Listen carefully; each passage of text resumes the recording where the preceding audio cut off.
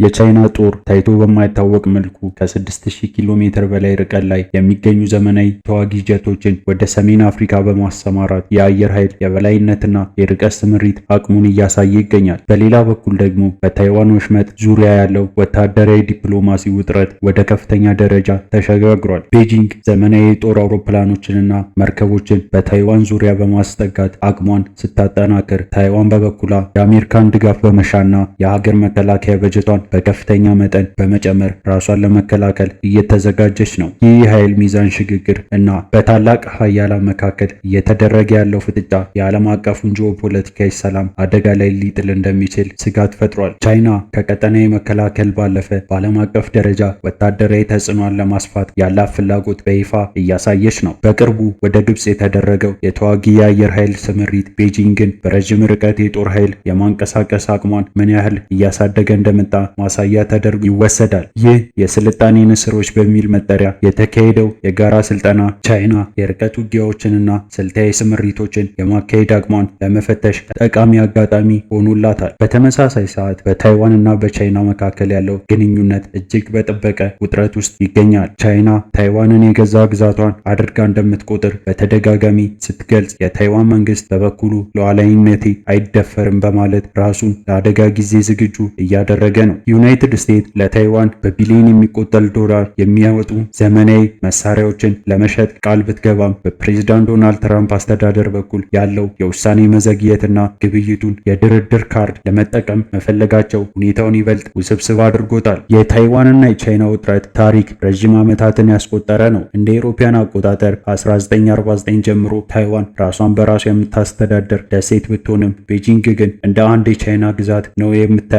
ይህን ውጥረት ተከትሎ ታይዋን እንደ አውሮፓውያን አቆጣጠር ከ1984 ጀምሮ በየዓመቱ የሃንኳንግ የተሰኘውን ታላቅ ወታደራዊ ልምምድ ስታካሄድ ቆይታለች። ይህ ልምምድ የታይዋን ጦር ሊቃጣባት የሚችለውን ጥቃት ለመከላከል ያለመውን ዝግጁነት የሚፈትሽበት ነው። በሌላው በኩል ቻይና ከቅርብ ዓመታት ወዲህ ወታደራዊ አቅሟን በከፍተኛ ፍጥነት እያዘመነች ትገኛለች። በተለይም የአየርና የባህር ኃይሏን ከግዛቷ ድንበር ባሻገር ማሰማራት የሚችል ስልታዊ ኃይል ለመገንባት ስትሰራ ቆይታለች። ባለፉት ዓመታት ከግብጽ ጋር የተደረገውን የመጀመሪያ የስልጣኔ ንስሮች ልምምድ መካከለኛ ክብደት ያላትን J-10C ተዋጊ ብቸኛ ያካተተ የነበረ ሲሆን የአሁኑ ስምሪ ግን የቻይናውን ዘመናዊ የረዥም ርቀት ተዋጊንና ስልታዊ የትራንስፖርት አውሮፕላኖችን ያካተተ በመሆኑ የሽግግርነቱን ትልቅነት ያሳያል። የቅርብ ጊዜ ክስተቶች እንደሚያሳዩት ቻይና የስልጣኔ ንስሮች 26 በተባለው የግብጽ ልምምድ ላይ ለመጀመሪያ ጊዜ J-16 የተባሉትን ከባድ ባለ ሁለት ወንበር ሁለገብ ተዋጊ ጀቶችን አሰማርታለች። ስምሪቱ J-16 ተዋጊዎችን ጨምሮ Y-20 ስልታዊ የትራንስፖርት አውሮፕላኖችን፣ Y-20A የአየር ላይ ነዳጅ መሙያዎችን፣ K-500 የቅድመ ማስጠንቀቂያ አውሮፕላኖችንና Y-9 የኤሌክትሮኒክስ የጦርነት አውሮፕላኖችንና Z-20 ታክቲካዊ ሄሊኮፕተሮችን ያካተተ የተቀናጀ ዘመናዊ ስርዓት ነው። አውሮፕላኖቹ ከ6000 ኪሎ ሜትር በላይ በመብረር ግብጽ የደረሱ ሲሆን በጉዞ ወቅት Y-20A የተባለው የነዳጅ መሙያ ጀቶች በአየር ላይ የነዳጅ ከመመገብ ባለፈ እንደ አየር ላይ ትዕዛዝ ሰጪ ማዕከላት ሆኖ ማገልገላቸው ታውቋል። ይህ በእንዲህ እንዳለ በታይዋን ዙሪያ ያለው የቻይና የባህር ጠረፍ ጥበቃ እንቅስቃሴ በከፍተኛ ሁኔታ ጨምሯል። ቻይና ከታይዋን በስተ ምስራቅ የሚንቀሳቀሱ 198 የንግድ መርከቦችን በማስቆም ስለ ሰራተኞቹንና ስለ መዳረሻ ወደቦች መረጃ እንዲሰጡ አስገድዳለች። ይህ እርምጃ በቻይና በፊሊፒንስ መካከል የባህር ወሰን ውይይት መጀመሩን ቤጂንግ ውድቅ ካደረገች በኋላ የተባባሰ ሲሆን በደሴቱ ዙሪያ የባህር ላይ ከበባ ወይም ማዕቀብ ለመጣል የሚደረግ ዝግጁነት ሊሆን ይችላል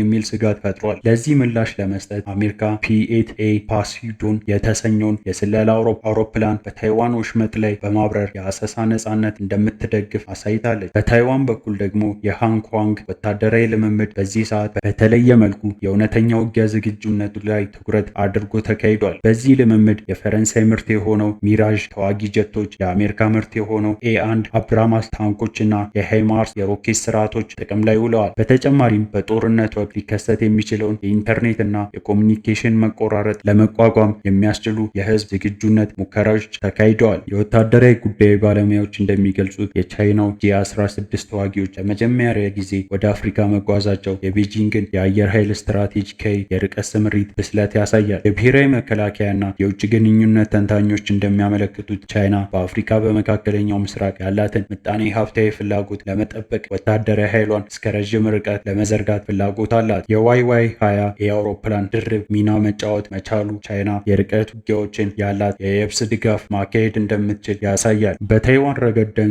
የአሜሪካው ፕሬዝዳንት ዶናልድ ትራምፕ የታይዋን የጦር መሳሪያ ግዢ የድርድር ካርድ አድርገው መመልከታቸው በታይዋን ላይ የስጋት ጥላ ጥሏል። የፖለቲካ ተንታኞች እንደሚሉት ትራምፕ ከቻይና ፕሬዝዳንት ሺጂንፒንግ ጋር ያላቸው ግንኙነት ጠብቆ ለማቆየት ሲሉ የ14 ቢሊዮን ዶላር የጦር መሳሪያ ሽያጭን ሊያዘገዩት ይችላሉ።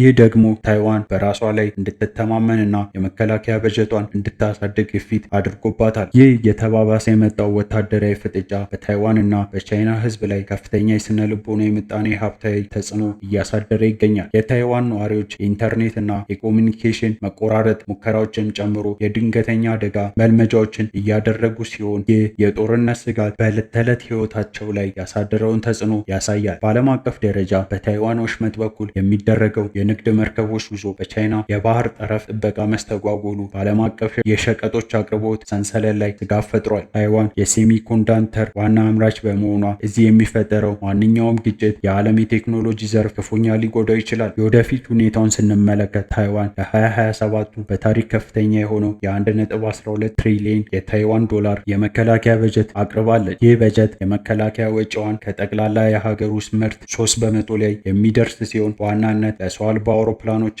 ለሚሳኤል ግንባታ የሚውል ነው። ይህም ታይዋን የረዥም ጊዜ የቻይና ስጋት ለመቋቋም ራሷን እያዘጋጀች መሆኑን ያሳያል። በሌላ በኩል ቻይና በአፍሪካ በሌሎች ክልሎች የምታደርገውን የጋራ ወታደራዊ ልምምዶች ይበልጥ እንደምታጠናክርና ወታደራዊ ይዞታዋንም እንደምታሰፋ ይጠበቃል። አሜሪካ በበኩሏ በኢንዶ ፓሲፊክ ቀጠና ላይ ያላትን ወታደራዊ መገኘት ለማስቀጠል እንደምትጥር ግልጽ ነው።